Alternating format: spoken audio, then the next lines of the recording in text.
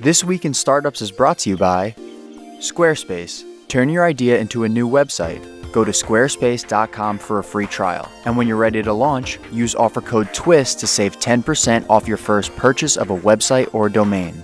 Send Pro Online from Pitney Bowes. Save time and money no matter what you ship or mail. Try it free for 30 days and get a free 10-pound scale when you visit pb.com/twist. And Monday.com not only helps teams manage work and meet deadlines, but also builds a culture of transparency to work better together. Manage all your core business activities in one place. Start your 14-day free trial by going to monday.com/twist, then use promo code TWIST to get 10% off of a paid account. Upcoming launch events.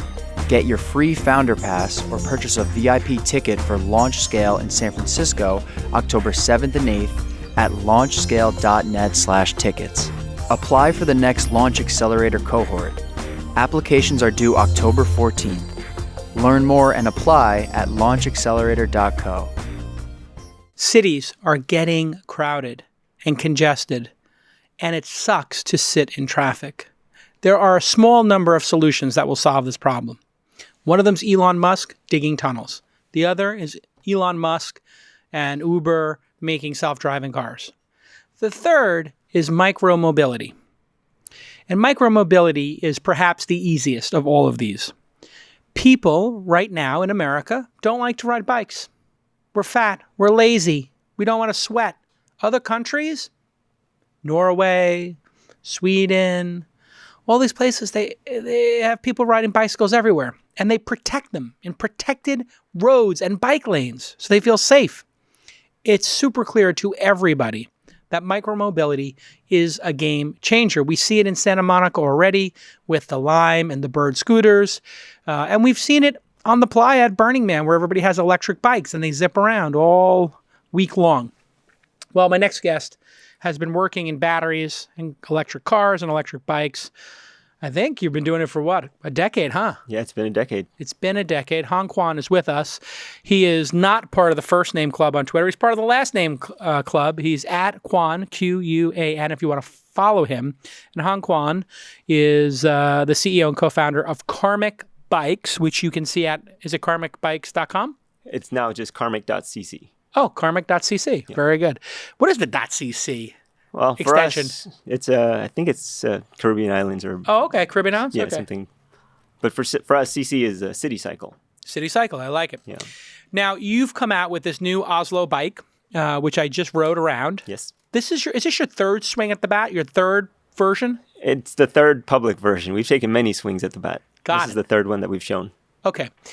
The bike is stunning. I'll show it now. You can see me riding around. We'll include the B-roll here. The bike is gorgeous. It looks like a bike that maybe Apple would make. We've heard that, yes. You've heard that. What's different about this electric bike or scooter? What category is it? Yep. How fast does it go? And how much does it cost? That's what everybody wants to know. How Yes. fast and what does it cost? Yes.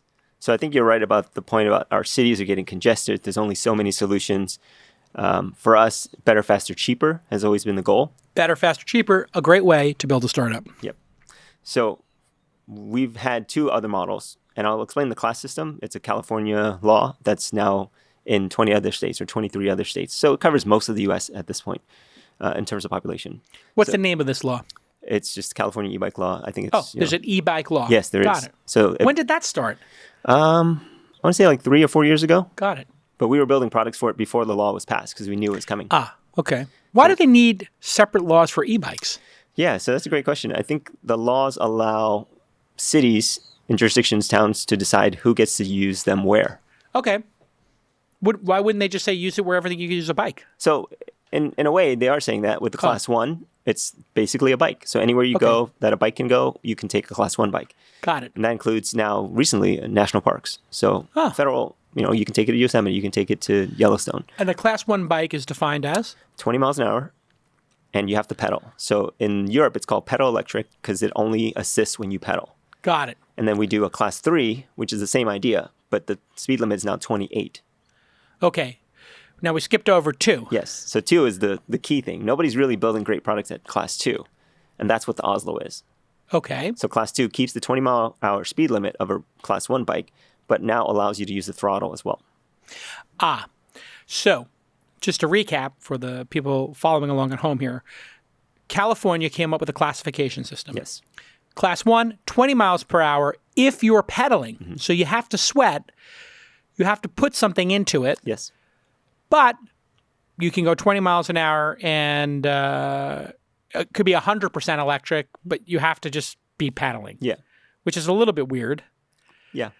But I guess, because I see people riding all the time at 30, 40, 50 miles an hour on their bikes without electric. Sure. So this doesn't make any sense to you, or is it weird?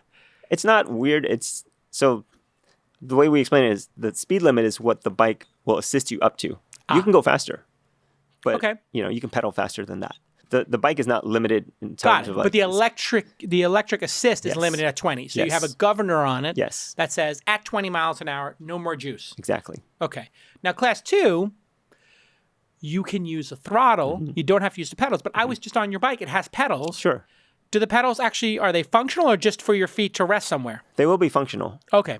But the pedal is what makes it an e-bike still. Got it. If we were to launch it without pedals, which we can, it would be considered a scooter, like the kick scooter in some jurisdictions. Got it. And the kick scooter can go up to what speed? I think, there's no clear law around it. I think right now it's around 15 to 18 miles an hour. Got it. And then I used to drive a Vespa in New York. Yep. That was, I think they did it 49 cc's was how they used to do it, which I guess was the power of the engine. They still do. It's the size of the engine. Okay. And that meant it could go about 32 miles an hour. Yeah. On a downhill, maybe I get up to 35. Yeah. You weren't supposed to take it on the highways, but I took it over the Brooklyn Bridge a couple times. I put the hazard lights on. Sure. Deal with it. That's right. I get honked That's by New some York. people. I'm from New York. It's from New York. Yeah.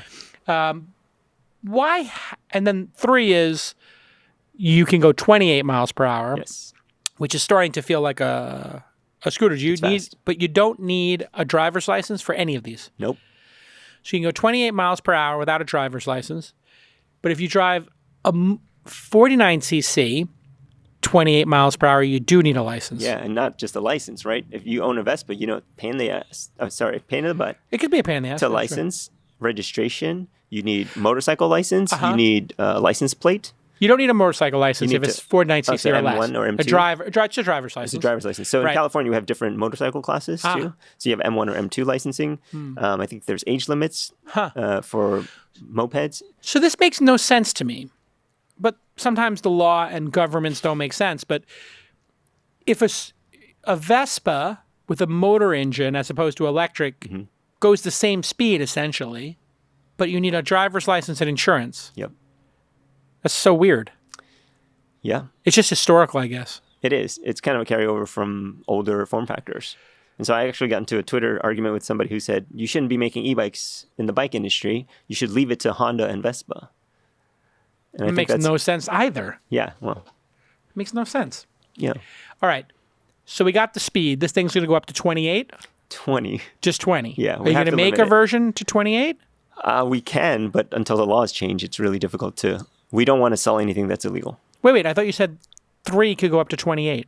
Yes, 3 can go up to 28. Okay. Yeah. So the Oslo, the third version You can't have a throttle then. Oh, you can't have a throttle. Yes. Oh, okay. So 20 is the limit. Yes. If somebody was industrious, would they be able to take the governor off? It would be a lot of work, right? We would not recommend it. You don't recommend it? Yeah. But when I was in New York, people would do this. They would take the governors off of stuff and zip. Yep. So it's possible. It's possible if you own the vehicle. We can't tell you. You can't do it. Yeah, right. we can't tell you what to do or not to do. I mean, it's a free country, right? What does it cost? So this is the thing. Everybody thinks these e-bikes, and we were selling premium e-bikes. A premium e-bike in the U.S. averages $2,500.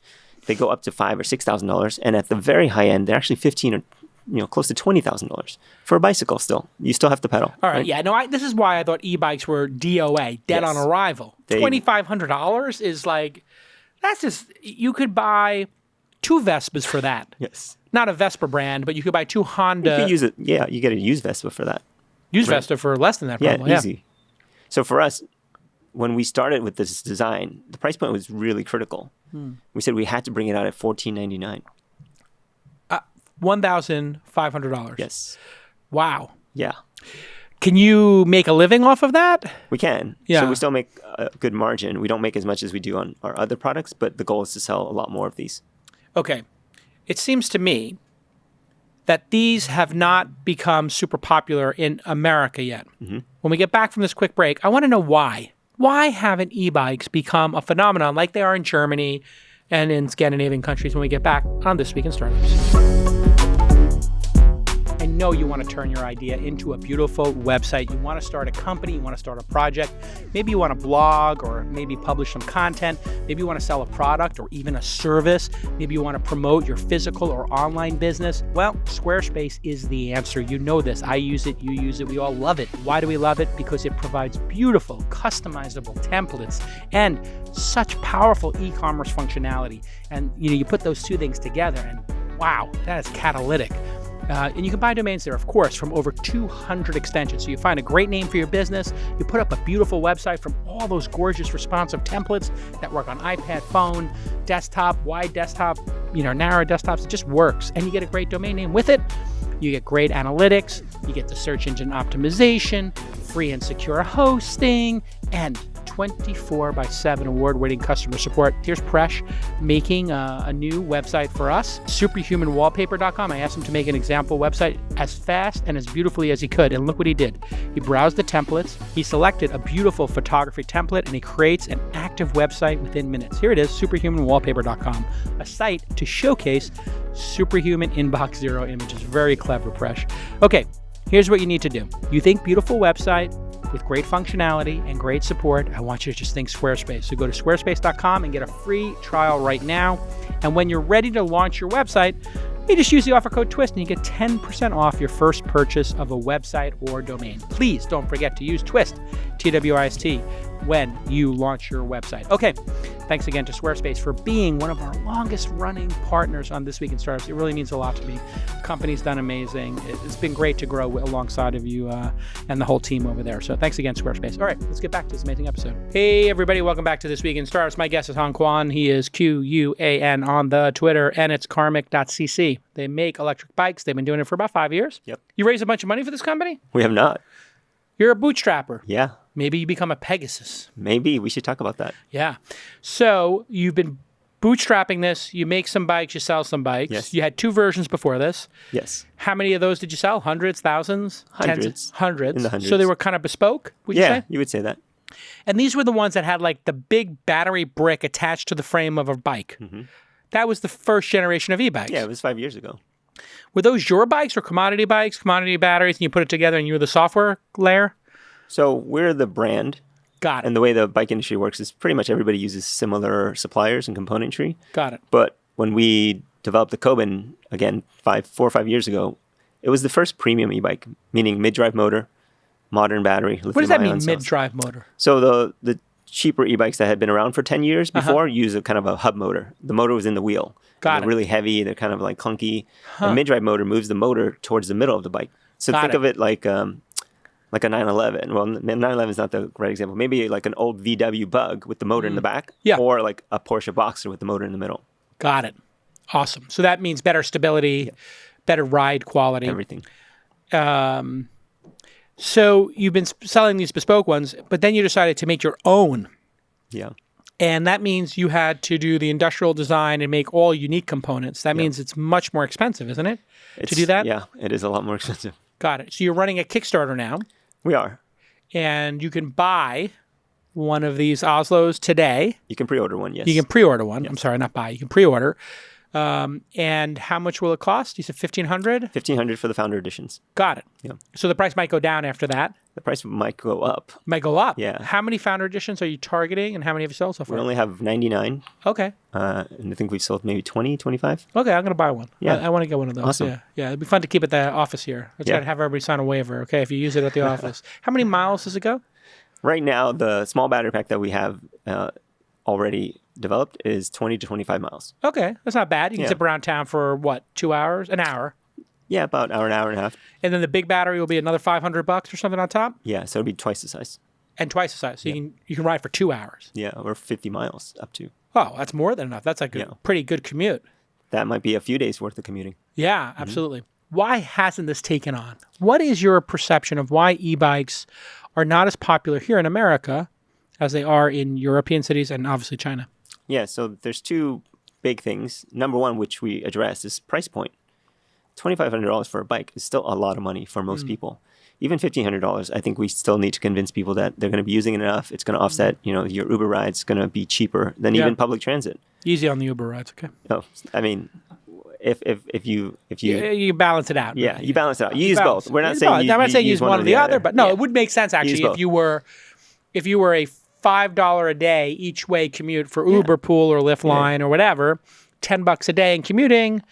It does pay for whatever itself. number of days, 5 days a week, Right. $50 a week, $200 a month. You could pay for this thing in 7 months. Totally. 8 And months. you can use it once or twice a week. It doesn't matter, right? Yeah. It doesn't have to be that consistent commuter. Yeah. The second thing, and it's kind of my own understanding of it, and again, I've only been in this for a few years, so the bike industry itself has been very reluctant to sell these products.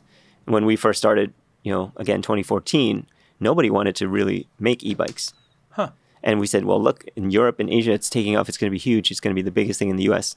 And the bike industry as a whole just kind of said, no, we're not interested. We don't want to sell those things. They're cheater bikes, they call them.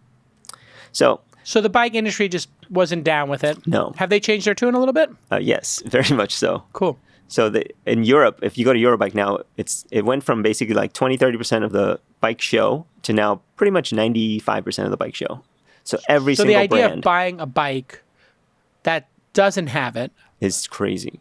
it's crazy Yeah, in because Europe. in Europe In Europe. because they're using them to commute. Is it Yes. also because of the safety in Europe is higher because they have the bike lanes? Yeah, for sure. What's the safest city in America who's got the most progressive bike lanes, bike protections? So I'm biased, but I think it's Palo Alto. Really? Yeah. And so how has Palo Alto addressed it? We have protected lanes. We have European-style intersections. I've got a roundabout, right the next block over from my house. My kids Right. ride to school every day.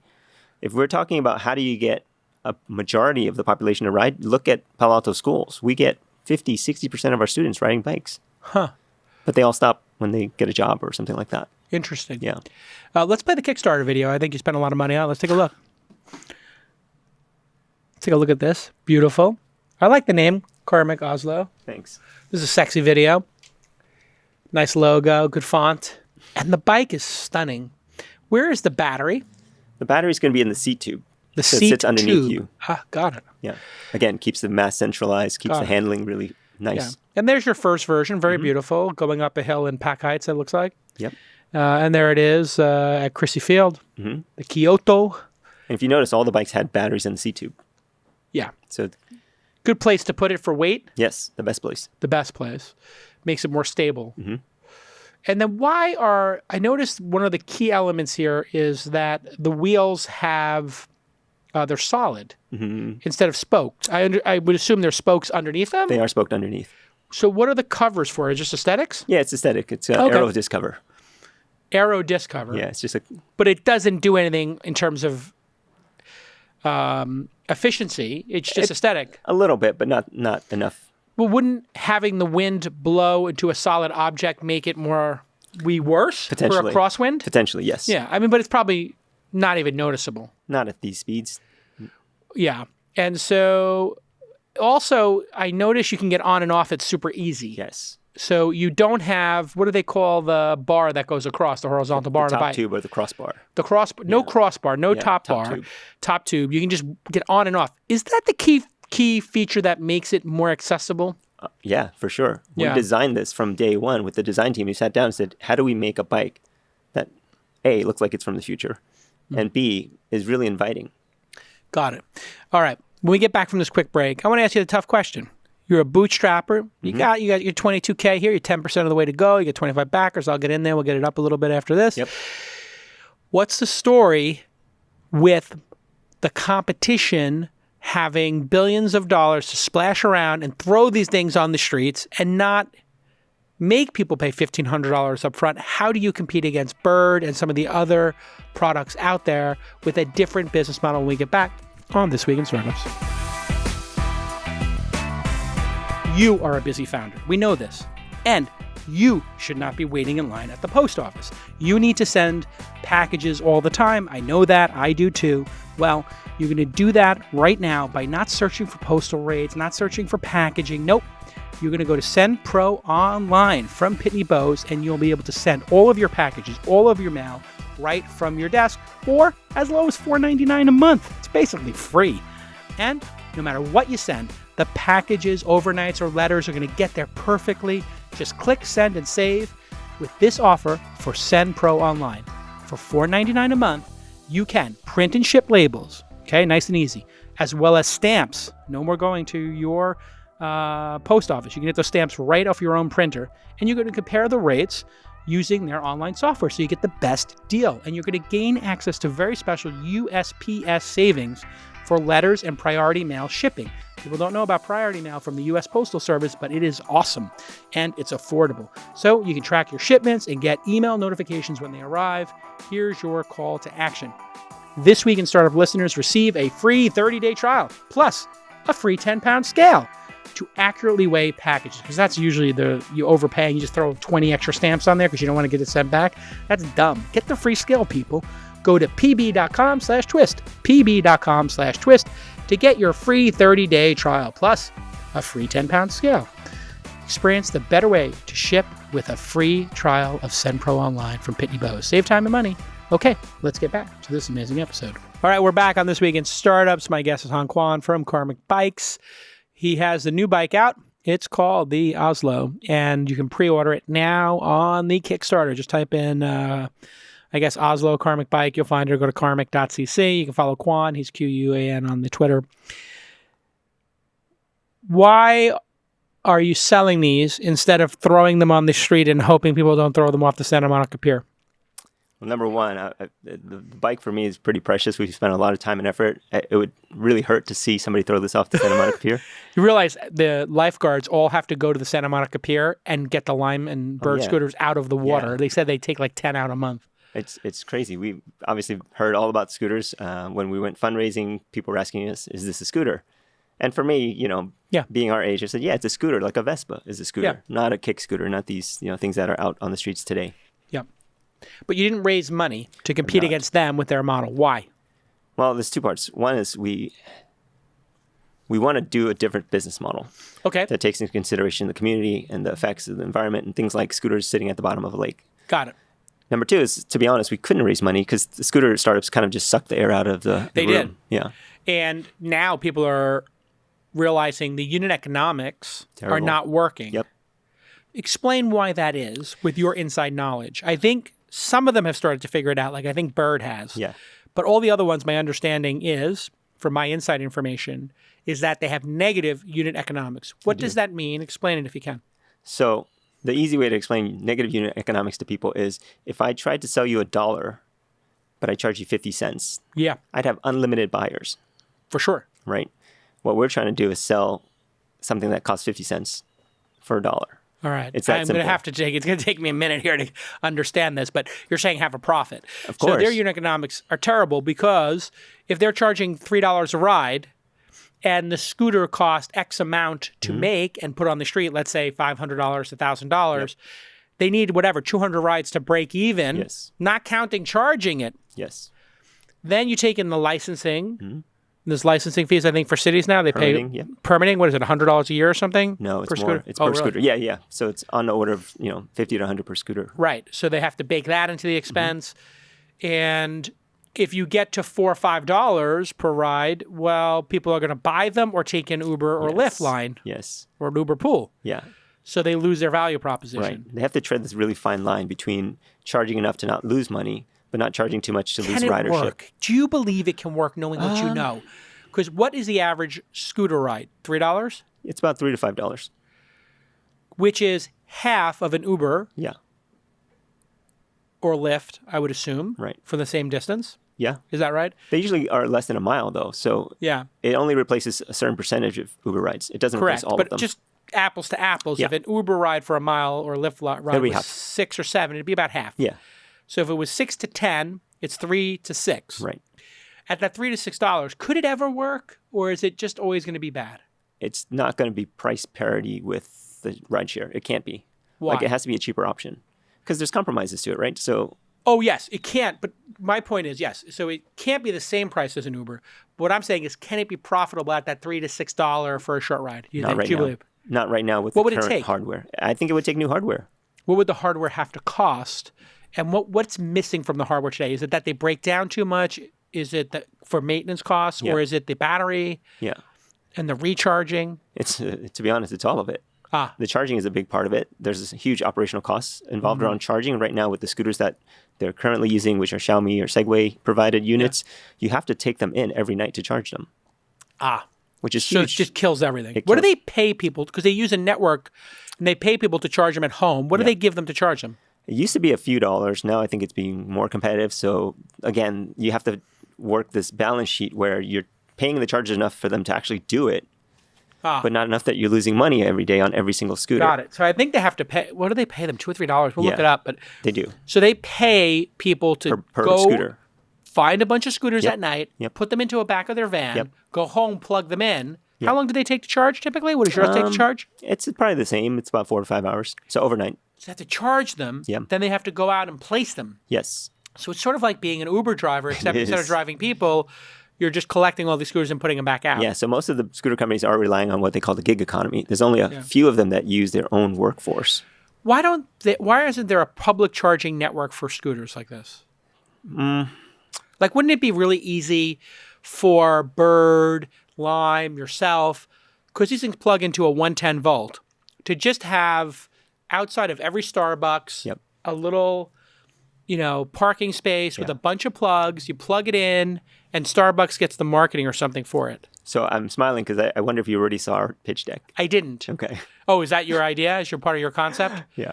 Yeah, it does seem to me that would be the big win. Like if you're Starbucks or a restaurant, having these outside is a draw, and letting people plug them in is a really good one. So you're thinking about maybe raising money and going head to head with them in some different model. Yeah, so we think we can make it profitable with a different business model. Actually, I wrote a rap song about it. I don't know if you want to hear it. I do want to hear it, but it's getting a little repetitive with the guests who are coming on the podcast. Like, just please one rap per guest going forward. I will limit you to one rap. We'll see if we can find a public domain beat for you, but no, we'll beatbox it. But yeah, $5 to $20 per charge is what Bird pays. Okay, wow, that's a lot. But you got to be 18 years old, okay, and you got to drop off the scooters between 5 and 7 a.m. Up to $20 per scooter? I guess so. That's a lot. Yeah, they don't make that much. Yeah, per probably day. 5. I'm guessing it's $5 per scooter. Okay, 3, 2, rap. All right, so the rap is called "The Problem with Scooters," and I'll just be honest, I'm not a rapper, so this is more like I think we know that word poetry. We're fully prepared for and this is like no beat. So here we go. Okay. J. Cal invited me here, so lend me your ear. Let's make it clear. I got Sprite in my cup, a lemon lime twist. That's what's up. We out here trying to make a couple of bucks. Let me tell you something about a thing or four. Scooter startups are the unicorn du jour, but their valuations are over optimistic. Business operations not so simplistic. Littered on the ground like droppings all around. Riding on toys ain't fun or mannerly sound. Flooding the streets before the gates is locked. Checking each other while e-bikes get docked. Micromobility is the front end that they sell. In the back of the bus it stinks like hell. Broken frames, broken teeth, broken bars, broken seats. And that chapter will end with all birds on the feet. Our cities are locked up, but they don't know what to do about this traffic shit show. Might be looking fly in your Model X wings. Your Teslas get stuck, exit off at 4th and King. Ain't no problems down on Sand Hill Road. We got Capital in the back. Here's a truckload. Yeah. They got a scooter startup. Now we got to do too. But no one ever questions their own worldview. What? We build bikes for everyone in the town because it's still the best way to get around. Okay. Buses, trains, and Ubers too slow? Get yourself a faster Karmic Oslo. Yo, what's up? Yo, what's up? I'm Sway in the morning. Welcome to the Breakfast Club. What's up? 97. You don't got the intro, Sway. Welcome to the Breakfast Club. No stumbles. No stumbles. Wow. We're gonna have to. I think we set a new bar. Yeah. Everybody's got to drop their beat, man. startup rap. Drop it. If we put a beat behind that, I think it's gonna be great. Yeah? I think we can drop a beat behind We that. can make it into something. Absolutely. Well, listen. Continued success with this. I think you're onto something. What about a Peloton-like model? Yes. Because people pay like $60, they put down $500, Yes. $60 a month. You considering that? Yes, I love that model. And obviously it can work. They just IPO'd like yesterday. Yeah. Can you put these things on the street? You have to lock them up, or do they have the GPS and 3G in them now? Or are you They don't, but we can definitely get that. We wouldn't develop ourselves. Those systems are available. We are talking to a partner, a pretty big partner. Because who already those has are that. just using like a little data sipping kind of model where they just use a very low data connection. You pay like $1 a year or $10 a year, and you're good. Yeah, it's even less, I think, from a service provider network. So Got it. we call it a comms module, which the bikes don't currently have and the personally owned, but we can add it. But if you put these on the street, they would just get stolen without locks. I don't think You so. I mean, we have locking. So it would have integrated locking, but it also has kind of electronic locking. So it's the same as you leaving your Vespa on the street. Like somebody might take it, but the likelihood is not. But these are lighter. They are. So throwing them in the back, but you would have the GPS on it, so you'd probably know where it is. And also when we designed it, we thought... So you could find it in the Tenderloin. Yeah. God knows what they're going to do to it there. They can't do much with it. That's the thing. We designed it so that... You obviously have not been to the Tenderloin. I have. I can think of a lot of things they could do to it. Okay, so many of them would not be PG-13 for this show. They could definitely strip it down, but the problem with bike theft I'm just talking about them. Yeah. Yeah, bike theft is like they resell it. Right. So if there's no resale market, All right, listen, continued success with it. I think it's a great idea for a business, and I wish you tremendous luck with it. Thank you very much. And I'll look forward to reading your deck after this. Yeah. All right. We'll be back with more. Monday.com is team management made perfect. We use it here at This Week in Startups, and in fact, you may have experienced it yourself. We did office hours. I said I have this new project, Presh, and Nick and Charles got to work, and here they are. They made a beautiful Monday board outlining the process and setting up our open office hours. And you can see Presh is assigning tasks to different team members, and he set up a Typeform integration so that we could see the status of our founders and their biggest challenges, which is what they ask about on office hours. Hey, this is my biggest challenge. And then he made the board public on our website so everyone could see the topics that were going to be discussed. And you can see this all at officehours.launch.co/August. What this does is it makes your organization transparent. Everybody in the team can then help, and you get rid of long meetings, you get rid of whiteboard sessions, ridiculous spreadsheets everywhere with disparate information, and you have accountability. And boy, Monday's got a great mobile app, and it's the perfect operating system for your company to build on. That's why startups love it. Our startups love it. Ben from Neighborly, one of our investments, he uses it to build out new locations. And Pete Davis from Amchar, he uses it for his marketing projects. They have a ton of templates. And here is your call to action. This is what you are to do right now. You get in front of that computer and you start your 14-day free trial by going to monday.com/twist. Please go to monday.com/twist and get control of your organization and let all the different people in your organization contribute to the projects you're working on. Create that accountability, create that transparency, and let people who want to rip through stuff do that work and impress you, the founder. Get that transparency, give everybody a chance to contribute, and go to monday.com/twist, and you will get 10% off a paid account just by using the promo code TWIST, TWIST. Thanks again for making great software at monday.com and for supporting independent media like This Week in Startups. Let's get back to this amazing episode. All right, welcome back to Office Hours at Neighborly. Boom. Go to neighborly.com, rent an office space for an event, for an offsite, for a Sweet 16 engagement party for $94 an hour. What a deal. Bring in your own food, music, DJ, and save a ton of money. Next up is Mark from ZenSports. It's a peer-to-peer sports betting marketplace. Now you're talking my language. You don't touch the money. We just make this bet peer-to-peer. Is that right? We do actually touch the money from an escrow standpoint. You create a bet, we match you up to somebody else in the marketplace, and then we handle all the movement of funds between both parties. Okay, so you escrow, and then you check to see who won the game, as it were? No, so we're a decentralized marketplace, so the creator of the bet is actually responsible for submitting their own results. And we set aside a penalty in case they submit incorrect results. And so we have this full penalty and reward system to ensure that everyone acts in good faith. Okay, so you and I bet $100 on the Warriors game. And then I originated the bet, so I say I won. But if I lie that I won and take the $200, you can protest it, and then I get a reputation hit. But the funds, I still can abscond with them. No, so you actually lose an additional 5% of the bet amount, and you will actually lose the bet because then the marketplace votes on who actually won. And then who in the marketplace gets to vote? So anyone that holds our cryptocurrency token. So we haven't talked about that. It's a crypto. Yes. All right, here we go. So this is, I would say, one of the few applications of crypto that I don't file under cryptodipshit.com. I file this under, like native crypto, great idea.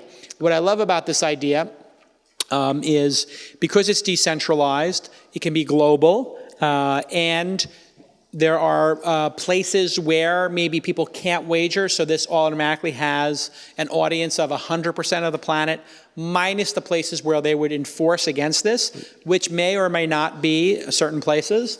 And you take, you're putting out this stable coin. So we have our own cryptocurrency utility token. Okay, you got a utility token. Yep. That doesn't change in value, or it does? Right now it doesn't, but we will be actually getting it listed on an exchange probably soon. Got it. Yes. So it could go up in value. And then when we make the bet, do you freeze the price of the currency at the moment we made the bet? Yes. Got it. So if it was Bitcoin, it was 10,000 today, we made the bet for one Bitcoin of $10,000. If it went down to $7,000, we just have to settle in more Bitcoin, 1.x Bitcoin. Correct. Got it. Perfect. Now I understand it. When you made the cryptocurrency, did you take any of the cryptocurrency for yourself? And is that how you're going to make money because you own 10% of the pool of crypto coins? So we take a rake. We take anywhere from 0 to 4% of the betting volume through our app. And then we also have a separate feature where you can actually exchange between currencies in our app, and we take a 5% fee on that. What is that? How does that fee relate to what I would pay at a sports book in Vegas? Significantly cheaper. You're going to pay 10% to a traditional bookmaker, so you're spending. I thought it was 5% vig. No, 10%. 10%. So it's 9.1%. You're going to pay 110 to win 100 back. Got it. Yep. And you can bet on anything. Anything in sports. Anything in sports. Yes. So if I wanted to bet my friend just pulling, and we wanted to play, whoever pulls the high card out of a deck, we couldn't do that on your platform? No, it's got to be sports related. Because that gives the ability for people to then say who should have won the bet. Yes, and it also creates a more closely knit community and allows us to stay more focused versus trying to be everything to everybody. Got it. Do you throttle the number of bets I can do so my reputation in the system is? No, but you just have to have enough funds in your available balance. So when you create a bet, we remove those funds from your available balance along with that 5% escrow fee on the potential penalty in case you submit wrong results. And so if I renege on the bet or I lie, it could be reversed by the community in a voting, or if that voting doesn't go that way, you can just take a 5% penalty? No, the voting will always, because the marketplace actually gets half of your escrow fee, so they want to vote correctly. They want to vote on the correct results. So the marketplace, the people voting, yes, want to vote correctly because they get paid to vote. They get half of the losing side's escrow fee. Wow. Yes. Like the Bitcoin miners get money for keeping the servers up. What a brilliant concept. Exactly. How many months have you been working on this? So we pivoted from an old product to this about a year ago. Got it. And we spent the first 6 to 7 months on regulatory, licensing, and other legal matters to make sure we could even do business. So in this industry, you have to crawl before you can walk. And then we launched our peer-to-peer app end of March, so about 5 months ago. Got it. And where are you able to provide this service? So we're licensed in over 100 countries worldwide. Did you do that all from one service that gets you onto all the easy ones? Exactly. What's the name of that service that does that? Well, we have a private legal firm in Europe that handled it. Yeah. Right, because in Europe, they're much more permissive about this. Everywhere else outside the U.S. is. Yeah. We're so far what are the chances the U.S. becomes as permissive as Australia and the U.K.? Great question. So last year, the U.S. Supreme Court said that states can begin legalizing it. 14 states have, but they have not made it tech-friendly. They've all catered to the physical brick-and-mortar casinos and sports books, so it's going to be a while. Going to be a while. Before the U.S. Would you say it's 5 years behind the cannabis legalization process? Not that far. I'd say in a year and a half to 2 years we'll be there. Got it. Yeah. So the same way we were sitting here 20 years ago and nobody could imagine walking into MedMen or using Ease or one of these services, we could be sitting here in another 10 years and it's incredible. I can take out my phone and bet you on the Warriors game, which is what people in Europe do. They take out their phones and they bet because it's their money. Right. And we're 100% mobile, so we've already gotten permission from both Apple and Google to have our betting apps in the App Store, which is not easy to do, actually. It took a while. Whoa.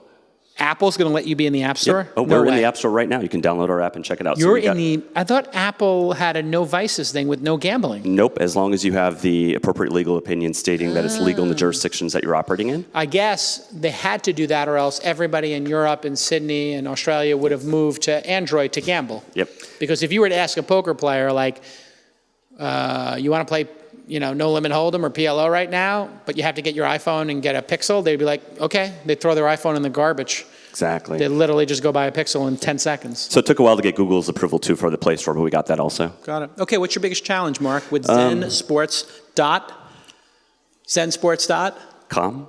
Okay, you got the com. Okay, ZenSports.com. And Co. We've got everything. Okay. What's your biggest challenge? Yeah, so, just kind of like all the other startups here, fundraising is actually tough in this space because it's vice tech. Yeah. I lose half investors just right off the bat that won't touch anything crypto or won't touch anything gaming or betting, despite that we have both regulatory, legal, and even some customer traction. So if you want to pass market, you're going to have to do the slow burn of getting investors in the community to do this outside of their funds, in all likelihood, as a trial balloon, and then slowly work your way up. An example of that is a lot of venture capitalists and angel seed funds, their founders made cannabis bets 3, 4, 5 years ago, personally, small ones, just to see what's going on and in case regulatory changed. Now you're starting to see specific venture funds launched for cannabis where the LPs know going in, I'm investing in a cannabis fund, and that really is the rub of the issue. When you're a venture capitalist and you have a fund, you signed an agreement 5 years ago with your LPs on what you were going to do, and going back to them and saying, hey, I want to change it, and then one of them is, some retirement fund or some Ivy League school's endowment, and they're like, yeah, no, we're going to go ahead and say we don't want to be in the next Juul and have that come out, that X endowment backed a cannabis company, and then some teenager, flipped their car off a bridge and died because they were using some vape pen and whatever. So you'll fall into that same category of like some young person does something really stupid and bets their family's mortgage and their entire fund because they're addicted to poker or something, which is happening anyway. Just you don't hear about it. But when you add tech to any bad thing somebody does, it's like the technologists are responsible. Like it'd be the equivalent of making Volvo responsible for a bank robbery. It's like, is Volvo and you can see this actually literally, a Volvo used in a bank robbery, nobody cares. A Tesla used in a bank robbery would be like front page news. Like a Tesla goes on fire, people are like, a Tesla's on fire. Literally, for every Tesla that's gone on fire this year, there are 10,000, cars with ICE engines and 20 gallons of fuel in them that also went on fire that never make it to the news. If tech, then press and click. So I think that's the way I would go about it, is to try. And we made our first cannabis investment on the Kush marketplace specifically because there were no consumers involved. It was a B2B marketplace. They never touched the product, and they just matched buyers and sellers. And we're like, that's the safest bet. In another 2 or 3 years, when there's a national referendum and somebody comes up and has a product that's like, we're making a consumable product, a direct-to-consumer tea or ointment or whatever, we might be like, sure, sounds reasonable. So I think that's what you have to do. I'm personally have an affinity for gambling and risk-taking, which is, let's face it, exactly what venture capitalists and seed funds and angels are doing anyway. Right. You're trying to make some odds of success, just like you might at a table game or in a sports book. Right. So it's all the same stuff. How much have you raised to date? Were you self-funded? No, we raised $400,000 last year and then $300,000 earlier this year. And you raised it from high net worth individuals who like to make bets? Almost all angel investors. Perfect. Exactly. Yeah, I think maybe coming to our accelerator, we'd have to look at it. That would be another unlock. So what you're trying to do when you're in one of these outside categories is slowly unlock the establishment through the side door or getting into an accelerator. And I like this space. Crypto, I was always a fan of crypto before it became a total, complete fraud. And now I feel it's bottoming out and all the fraudsters are like, oh, what's the next fraud? And so they're going and running music festivals. But for now, it's true. It's funny because it's true. Go ahead. You're gonna say I was going to say 100% of the bets in our app right now are using our token. So about 200,000 a month in betting volume is all in our token. Yeah, so like you're the example of the utility token actually being a utility token as opposed to the 9,996 other ones that were a complete and utter fraud. Yep. So congratulations on not being a fraud. Thanks. Congratulations on building something that people use and doing it right. Right. And you're what the space needs. Whenever you're going to have something like this that's non-traditional, breaking some rules, bending some rules, just moving the ball forward on a controversial topic, you need to have people who are upstanding and who want to do things in a fair and concise way. And you seem like that individual. So I'd love to follow up with you. Email me, Jason@Calacanis, and let's have you come by the accelerator and just sit in and meet some companies. Good job. Awesome. Let's hear it from Mark. Thanks so much. ZenSports.com.